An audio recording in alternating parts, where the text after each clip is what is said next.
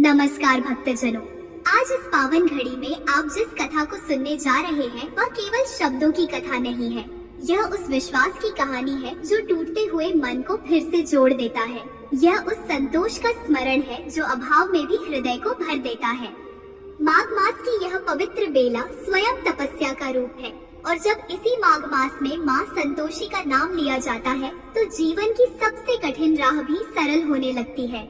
कहते हैं कि जो भक्त माघ मास में सच्चे मन से माँ संतोषी का स्मरण करता है, बिना शिकायत, बिना कड़वाहट और बिना अहंकार के उसकी पुकार माँ तक अवश्य पहुँचती है। आज की यह कथा उन्हीं भक्तों के लिए है जो जीवन में संघर्ष से थक चुके हैं, जिनके मन में प्रश्न है, जिनकी आंखों में आंसू है और जो भीतर से बस इतना कहना चाहते हैं, माँ अब सब तेरे भरोसे। कथा आरंभ करने से पहले भक्ति भाव से एक छोटा सा निवेदन है। यदि आपको ऐसे ही पावन व्रत कथाएं, भावुक और आत्मा को छू जाने वाली कहानियां का सुनना अच्छा लगता है तो कृपया हमारे चैनल को सब्सक्राइब कर लीजिए, कथा को लाइक कीजिए, अपने प्रियजनों के साथ शेयर कीजिए और कमेंट में जय माता संतोषी अवश्य लिखिए। आपका यह छोटा सा सहयोग हमें और भी सुंदर और भी सच्ची कथाएं आप तक पहुंचाने की शक्ति देता है। तो आइए भक्तजनों, मन को शांत करें। माघ मास का आगमन होते ही जैसे प्रकृति भी भीतर तक शुद्ध हो जाती है। ठंडी हवाओं में एक अलग सी पवित्रता घुल जाती है। प्रातः काल की धुंध मानो हर जीव को संयम और तपस्या की याद दिलाती है। शास्त्रों में कहा गया है कि माघ मास स्वयं तप का महीना है, ऐसा महीना जिसमें किया गया छोटा सा व्रत भी बड़े पुण्य का कारण बन जाता है। इसी माघ मास में संतोष की देवी माँ संतोषी अपने भक्तों की विशेष रूप से परीक्षा लेती है और जो भक्त इस परीक्षा में खरा उतरता है उसके जीवन से अभाव और दुख स्वयं विदा ले लेते हैं। बहुत समय पहले उत्तर भारत के एक छोटे से गांव में सीता नाम की एक साधारण स्त्री रहती थी। उसका जीवन बाहर से जितना सामान्य दिखाई देता था, भीतर से उतना ही संघर्षों से भरा हुआ था। पति मेहनती था, पर मेहनत का फल टिकता नहीं था। कभी काम मिलता, कभी छूट जाता। घर में न धन की स्थिरता थी, न भविष्य की कोई निश्चित राह। फिर भी सीता के चेहरे पर कभी कड़वाहट नहीं आती थी, क्योंकि उसके हृदय में एक ऐसा दीपक जलता था जिसे कोई आंधी बुझा नहीं सकती थी। माँ संतोषी पर अटूट विश्वास। सीता हर शुक्रवार माँ संतोषी का व्रत करती थी, पूरे नियम और संयम के साथ। वह जानती थी कि माँ को दिखावे की भोग थाली नहीं चाहिए। माँ को चाहिए तो बस संतोष, मौन श्रद्धा और धैर्य। माघ मास आने पर सीता के मन में एक अलग सी प्रेरणा जागी। उसने निश्चय किया कि इस बार माघ का हर दिन माँ को समर्पित होगा, बिना शिकायत, बिना अपेक्षा। माघ की पहली ठंडी सुबह, अंधेरा पूरी तरह छौटा भी नहीं था। सीता स्नान करके स्वच्छ वस्त्रों में तुलसी के सामने दीपक जलाकर बैठ गई। कांपते हाथों से उसने प्रार्थना की, हे माँ संतोषी, मेरे पास देने को कुछ नहीं है, न धन न वैभव, बस मेरा विश्वास है और मेरा धैर्य।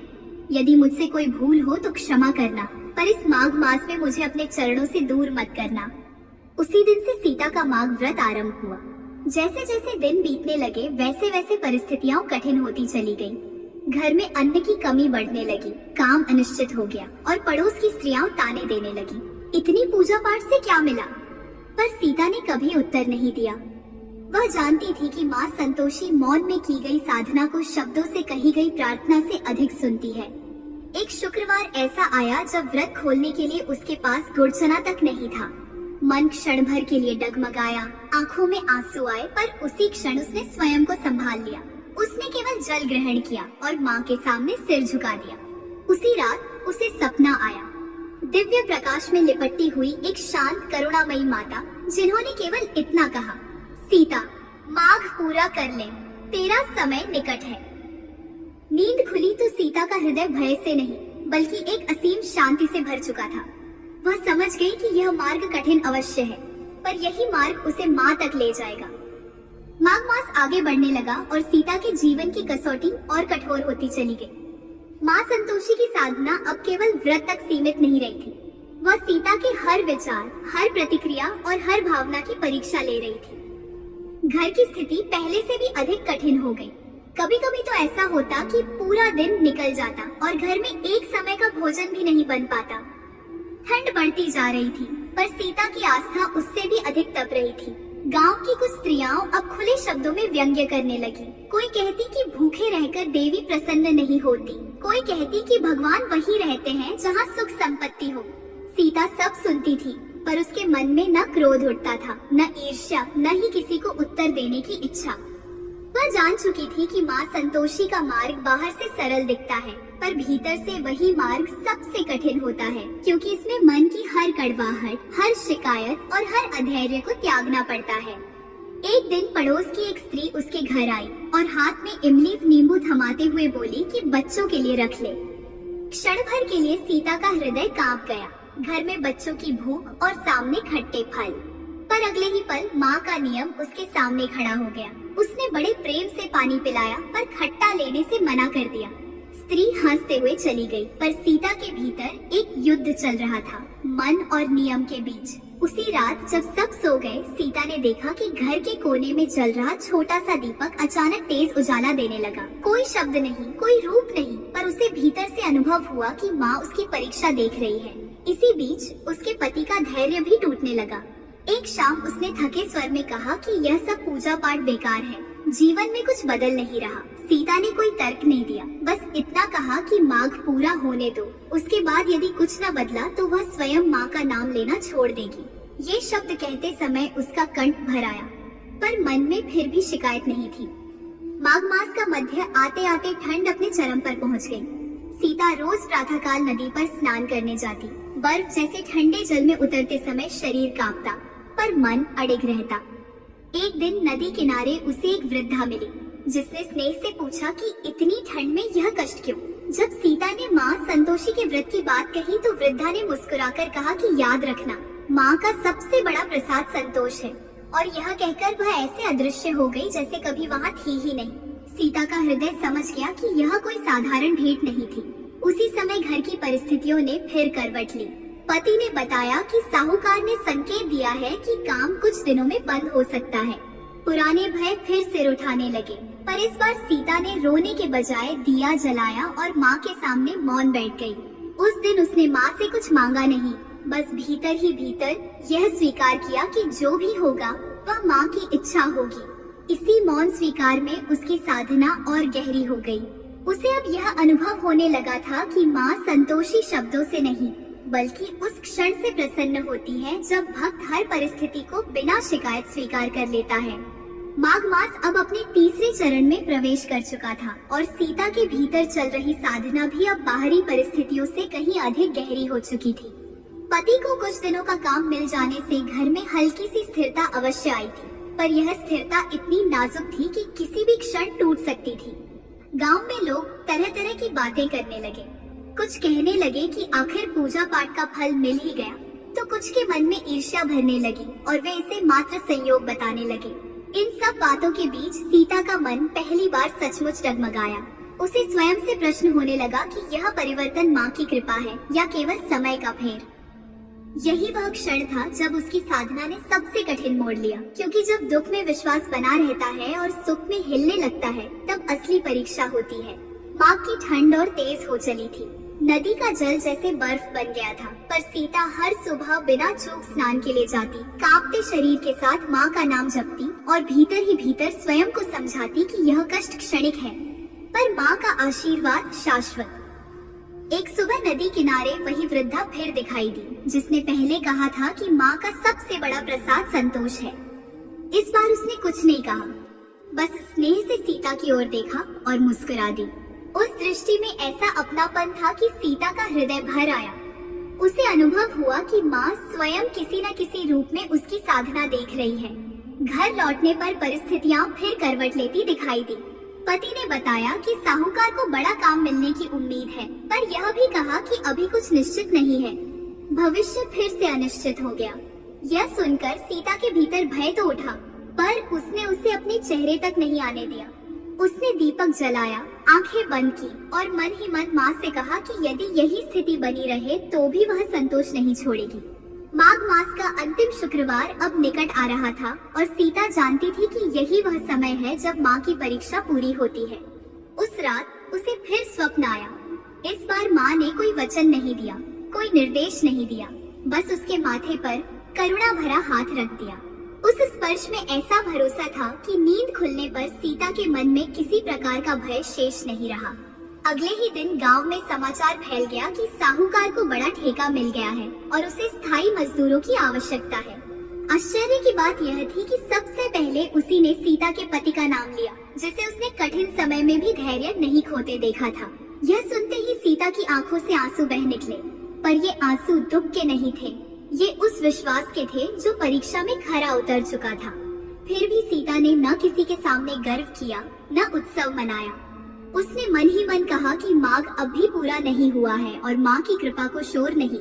माघ मास अब अपने अंतिम चरण में प्रवेश कर चुका था और वातावरण में एक अनकही पवित्रता फैल गई थी, जैसे स्वयं समय भी ठहरकर किसी निर्णय की प्रतीक्षा कर रहा हो। सीता के भीतर अब कोई बेचैनी नहीं थी, न भविष्य की चिंता और न ही बीते दुखों का बोझ, क्योंकि उसका मन पूरी तरह संतोष में स्थिर हो चुका था। पति को स्थायी काम मिलने से घर की स्थिति धीरे धीरे सुधरने लगी थी, पर सीता जानती थी कि यह सुधार केवल धन का नहीं बल्कि मन का है। अब घर में अन्न की कमी नहीं थी, पर वह पहले की तरह ही सादा भोजन बनाती, उतना ही खाती जितना आवश्यक हो और उतना ही बांटती जितना संभव हो सके। माघ के अंतिम दिनों में उसने अनुभव किया कि जो लोग पहले ताने देते थे वही अब सम्मान से बोलने लगे थे, पर सीता का व्यवहार न बदला। उसके शब्दों में वही विनम्रता थी और आंखों में वही शांति। माघ की अंतिम अमावस्या की पूर्व संध्या पर वह बहुत देर तक दीपक जलाकर बैठी रही। बाहर ठंडी हवा चल रही थी, पर भीतर एक मीठी ऊष्मा फैल रही थी। उसने माँ से न कोई वर मांगा, न कोई इच्छा प्रकट की, बस इतना कहा कि यदि यह संतोष बना रहे तो जीवन की हर परीक्षा सरल हो जाएगी। उसी रात उसे एक अत्यंत स्पष्ट स्वप्न आया। उसने देखा कि उसका घर स्वच्छ प्रकाश से भर गया है, आंगन में तुलसी हरी भरी है और माँ संतोषी स्वयं शांत मुस्कान के साथ उसके सामने खड़ी है। माँ ने कहा कि जिसने माघ मास में संतोष को धारण कर लिया उसके जीवन में कभी अभाव स्थायी नहीं रहता, क्योंकि संतोष स्वयं सबसे बड़ा धन है। माँ ने यह भी कहा कि जो भक्त दुख में धैर्य रखता है और सुख में अहंकार नहीं करता वही सच्चा पात्र होता है। नींद खुलते ही सीता की आंखों से आंसू बहने लगे, पर ये आंसू उस आनंद के थे जिसे शब्दों में बांधा नहीं जा सकता। माघ मास का अंतिम दिन आया और सीता ने पूरे विधि विधान से व्रत का उद्यापन किया, पर बिना किसी आडंबर के। उसने पड़ोस की स्त्रियों को प्रेम से भोजन कराया, किसी से अपने कष्टों का वर्णन नहीं किया और न ही अपनी साधना का बखान किया। उसी दिन से उसके जीवन में एक स्थायी परिवर्तन दिखाई देने लगा। पति का कार्य स्थिर हो गया, घर में सुख शांति बढ़ने लगी और सबसे बड़ा परिवर्तन यह हुआ कि सीता स्वयं भीतर से निर्भय हो गई। अब यदि कोई कठिनाई आती भी तो वह उसे माँ की दी हुई परीक्षा समझकर स्वीकार कर लेती। गांव की स्त्रियां उससे पूछने लगी कि उसने कौन सा विशेष व्रत किया, कौन सा मंत्र जपा। तब सीता बस मुस्कुराकर कहती कि उसने कुछ नहीं किया, उसने केवल संतोष को थामा और उसी में माँ को पाया। धीरे धीरे यह कथा पूरे गांव में फैल गई कि माघ मास में सच्चे मन से माँ संतोषी का व्रत करने से जीवन की दिशा बदल जाती है, पर केवल तभी जब व्रत के साथ धैर्य, संयम और संतोष भी जुड़ा हो। इस प्रकार माघ मास समाप्त हुआ, पर सीता के जीवन में माँ संतोषी की कृपा स्थायी रूप से बस गई। यह सिखाने के लिए कि माँ तक पहुँचने का मार्ग बाहरी साधनों से नहीं बल्कि भीतर के संतोष से होकर जाता है।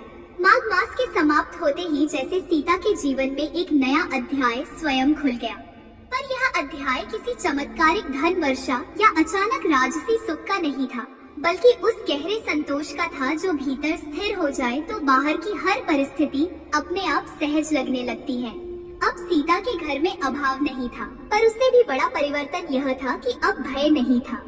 पहले जो भविष्य उसे डराता था वही भविष्य अब उसे माँ की योजना का हिस्सा प्रतीत होने लगा।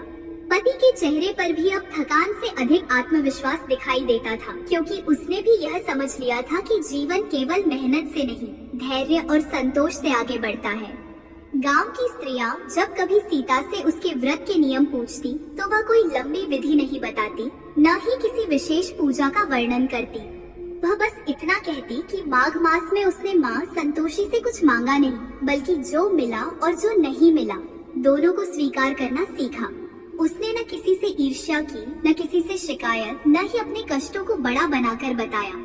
यही मौन साधना उसकी सबसे बड़ी पूजा बन गई। धीरे धीरे लोगों ने देखा कि सीता के घर में अब भी सादगी है, पर वहाँ एक ऐसी शांति है जो धनवान घरों में भी दुर्लभ होती है। यही शांति माँ संतोषी का वास्तविक आशीर्वाद थी। माघ मास की यह कथा गांव की सीमाओं से बाहर भी फैलने लगी और लोग समझने लगे कि माँ संतोषी केवल शुक्रवार के व्रत या गुड़ चने से प्रसन्न नहीं होती, बल्कि उस हृदय से प्रसन्न होती है जो खट्टे अनुभवों को भी मधुर बनाकर स्वीकार कर ले। सीता के जीवन ने यह सिखाया कि जब मन संतोष में टिक जाता है तब माँ स्वयं जीवन की दिशा बदल देती है, बिना शोर, बिना प्रदर्शन। इस प्रकार माघ मास की साधना ने सीता को केवल सुख नहीं दिया, बल्कि उसे वह दृष्टि दी जिससे वह हर परिस्थिति में माँ की उपस्थिति अनुभव करने लगी। यही इस कथा का सार है कि जो भक्त माघ मास में सच्चे मन से माँ संतोषी का स्मरण करता है, संयम रखता है, धैर्य नहीं छोड़ता और संतोष को अपना आभूषण बना लेता है, उसके जीवन में माँ की कृपा स्थायी रूप से बस जाती है और वही कृपा धीरे धीरे उसके घर, उसके रिश्तों और उसके मन को प्रकाश से भर देती है। भक्तजनों, आज की यह पावन कथा यही समाप्त होती है, लेकिन माँ संतोषी का दिया हुआ संदेश यही समाप्त नहीं होता। यह कथा हमें सिखाती है कि जीवन में सबसे बड़ा धन वही है जो आँखों से नहीं, हृदय से दिखाई देता है, और वह धन है संतोष। जब मन संतोष में टिक जाता है तब दुख स्वयं मार्ग बदल लेते हैं और माँ की कृपा बिना शब्दों के हमारे जीवन में प्रवेश कर जाती है। माघ मास की यह साधना हमें यह स्मरण कराती है कि माँ से मांगने से पहले स्वयं को माँ के योग्य बनाना आवश्यक है, धैर्य से, संयम से और मौन श्रद्धा से। यदि इस कथा को सुनते समय आपके मन में शांति उतरी हो, आंखें नम हुई हो या हृदय ने माँ को पुकारा हो, तो इसे केवल यही न छोड़ें। कृपया कथा को लाइक करें ताकि माँ की यह कृपा औरों तक भी पहुँचे। इसे अपने परिवार, मित्रों और उन लोगों के साथ शेयर करें जिन्हें आज शांति और विश्वास की आवश्यकता है। और यदि आपने अभी तक हमारे चैनल को